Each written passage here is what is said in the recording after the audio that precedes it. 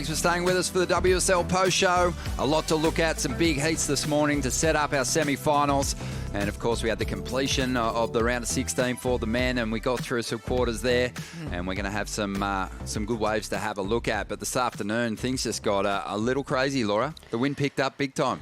It did. It came so intensely from the southwest. We were thinking it was going to be an offshore breeze this afternoon, but that southwest wind, you can see the whitecaps in the background there, and we thought we were going to take off in here in the Harvey Norman host set for a while. We did, yeah. It was a kind of a decision that had to be made. We were looking at a finals day to day this Sunday, but Jess, I think it's the right call. Yeah, it will be, and it's a hard call to make. I mean, there was a lot of fans on the beach. There's a lot of people that were revved up for finals, but it is the right call conditions-wise. Yeah, let's have a look at the women's bracket. We'll thank Bailey Ladders for that, but this is looking like it's going to be an all-time final. Sally Fitzgibbons, she already bagged a semi-final finish up there at the Gold Coast. Good run for her. And Isabella Nichols just overcoming India Robinson in that last heat. Full CT final right here. This is going to be an absolute banger. Cannot wait to see these girls fight out for it. And Isabella should be looking for that win. And also Sally, I mean, huge start to the year for her. I feel like she just relishes in these Australian events and soaks up, all of the fans, all of the beaches. She's just looked so excited, and her attitude is just, like always, just on. Yeah, it was all about really just surviving the conditions to stay alive in the draw to get a shot at the win here. We know Sally's had a big victory here on the Northern Beaches before, Jess. She's looking for a second.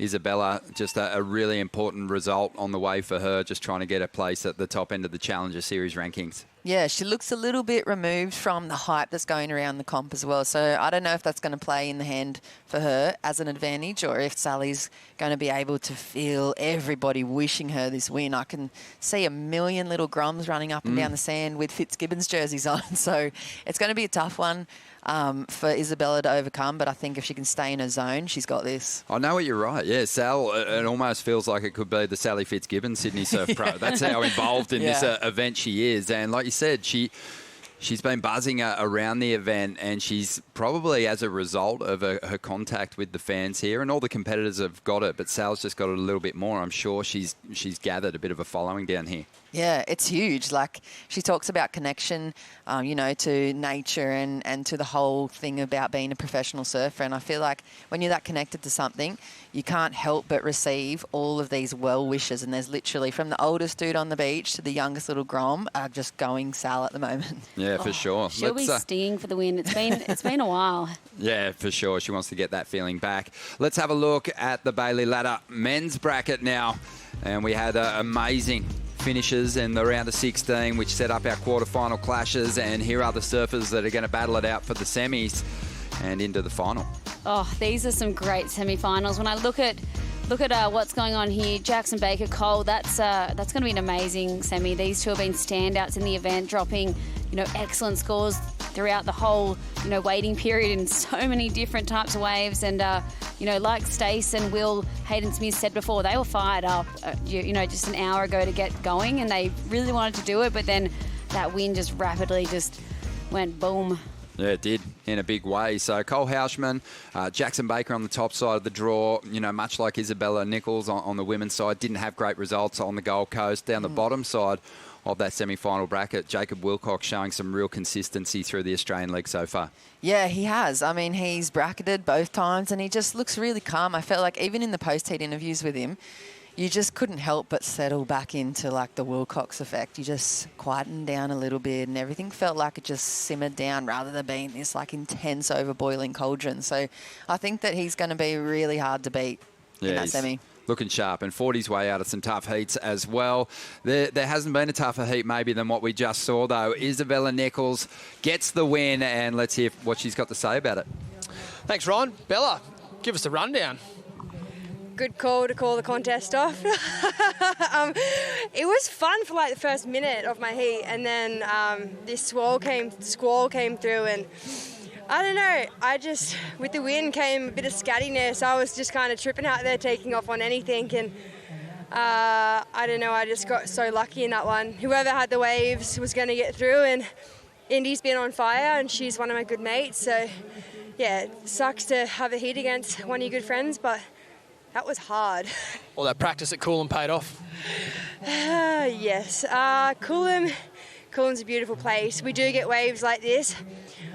So I think it's put me in good stead. Just like, I actually kind of saw it. Even when it was glassy, it still looked hard, but I was frothing. I'm like, this looks like a shorey. Like, I'm so stoked. But it just got uncontestable out there then. That was hard.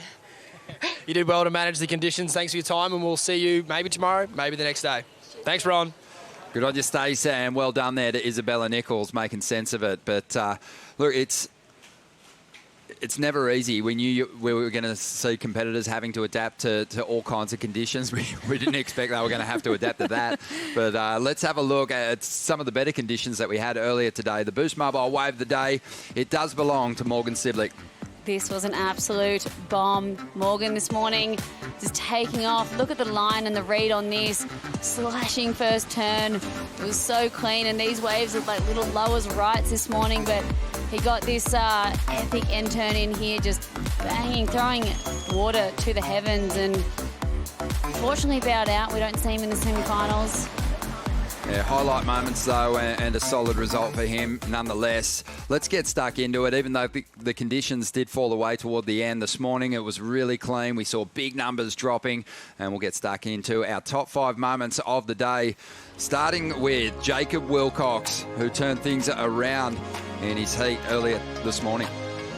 Yeah, here's the Willcox effect right here. He's so calm, he's calculated, and when it's time, he just attacks. Just such a big backhand performance from him throughout the day, and he just looks so lethal and so well timed, so sharp through those transitions as well. He just clicks so perfectly every time with the lip there, and he was a crowd favourite. Oh yeah, and he was letting the crowd know he was happy with that ride. A couple of big numbers for him, an excellent heat score total, and it was the same for Sally Fitzgibbons. She was on fire in the quarterfinals. Yeah, 2 8-point rides off the bat. She was just generating so much momentum through these waves, just slicing through, then kicking the tail out, releasing that, and wasn't even on the best waves in this heat, but just really found a way to make her mark, and throwing the tail there, and just love this speed from Sally. She's in fine form. She's on, that's for sure. Coming in at number 3, my favourite performance from today, a great 2-wave total.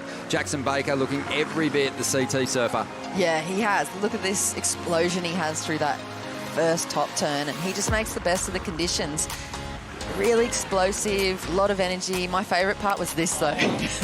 The post-heat debrief with the guy that he just beat. Yeah. Best part. Yeah, Fred looks psyched.